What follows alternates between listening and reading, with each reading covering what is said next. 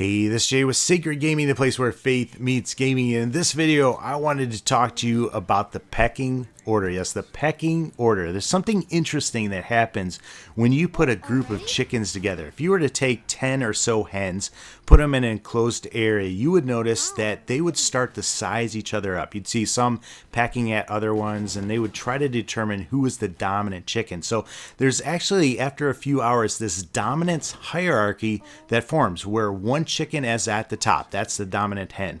Then there's the number 2 chicken. Now the number 1 chicken can peck the number 2 chicken, but the number 2 chicken won't peck the number 1 chicken. That number 2 chicken, though, will peck the number 3 chicken, and the number 3 chicken, of course, won't peck the number 2 or the number 1, but will peck the number 4 chicken. And you see kind of a linear slope that goes all the way down to the final chicken. Now, if you're a chicken, you don't want to be the chicken at the bottom of that pecking order because you'd have nobody to peck.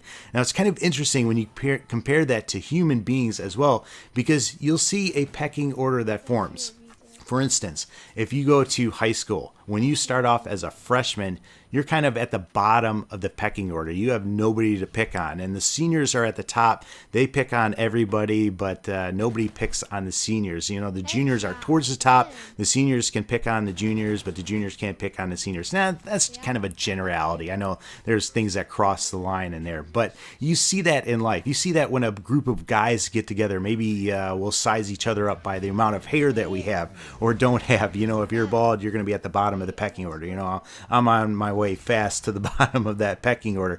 Or maybe we'll size each other up by incomes and different things like that. The thing is, none of us want to be at the bottom of that pecking order. We don't want to be at the bottom. And so, unfortunately, we'll do harsh things. We'll make fun of people. We'll pick on people, you know, as long as we're not at the bottom. We'll point out each other's faults to kind of put ourselves above the next person. You know, we might realize we'll never be at the top, but we'll fight to never be at the bottom. And now, if you contrast that to Jesus Christ, you'll notice something really interesting. Let me read you a passage. It comes from Philippians 2, and it starts in verse 5. It says, "Your attitude should be the same of that of Christ Jesus." Paul's telling us right away we're supposed to have this attitude if we're followers of Christ, who being in very nature God, all right, in other words, Jesus is God. He's at the top of the pecking order. Did not consider equality with God something to be grasped, something to be held onto, but made himself nothing. So we see Jesus go from the top of the pecking order to the very bottom of the pecking order. He becomes nothing, taking the very nature of a servant. And you see this in the gospel accounts. He's always serving people. He didn't come to be served. He actually came to serve people on this earth. Being made in human likeness and being found in appearance as a man, he humbled himself and became obedient to death, even death on a cross. That's Jesus. And Jesus calls us to follow in his footsteps. It kind of reminded me of another passage. This passage is right before the Last Supper, and there's an account of the disciples. You remember what they were doing before the Last Supper? They were actually arguing over who was the greatest of them.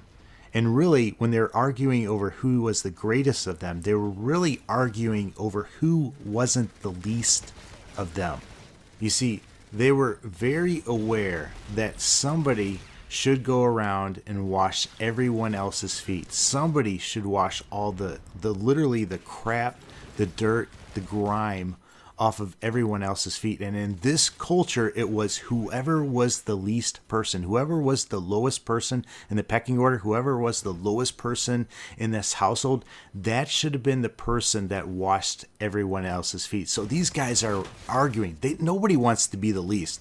They're arguing over who's the greatest. In other words, they don't want to be that bottom person. So they're trying to show that they're not that bottom person.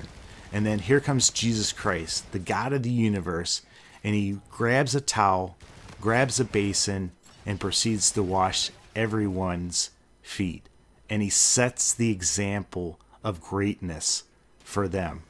And that's what Jesus calls us to do. You know, it's natural human tendency for us to not want to be the least, to try to put ourselves and elevate ourselves over other people. When we do that, though, we hurt people. You know, Jesus calls us, though, to put each other first. In fact, if you flip back a couple verses in Philippians, he says, "Do nothing out of selfish ambition or vain conceit, but in humility consider others better than yourselves. Each of you should look not only to your own interests, but also to the interests of others."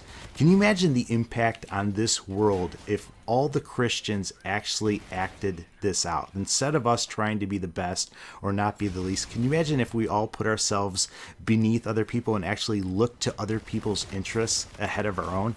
Man, we would wipe out poverty. We would wipe out racism. We would wipe out every problem. You imagine, guys, you guys that are listening to this talk right now that are married, could you imagine what this would do to our marriage if we actually acted this way towards our wives? Man, I think it would radically change so many things, man. I want to encourage you.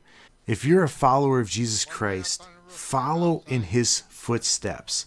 Strive to be that servant leader. Strive to be that humble person.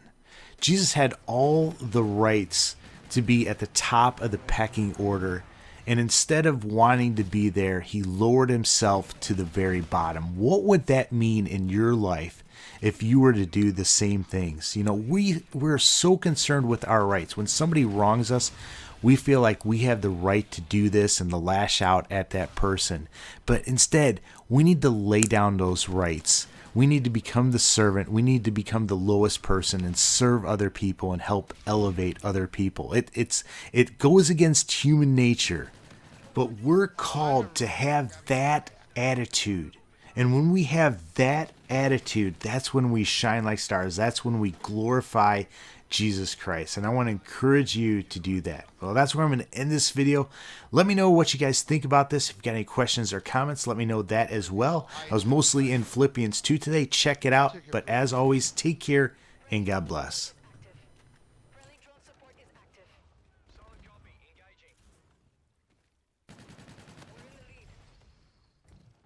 Come on.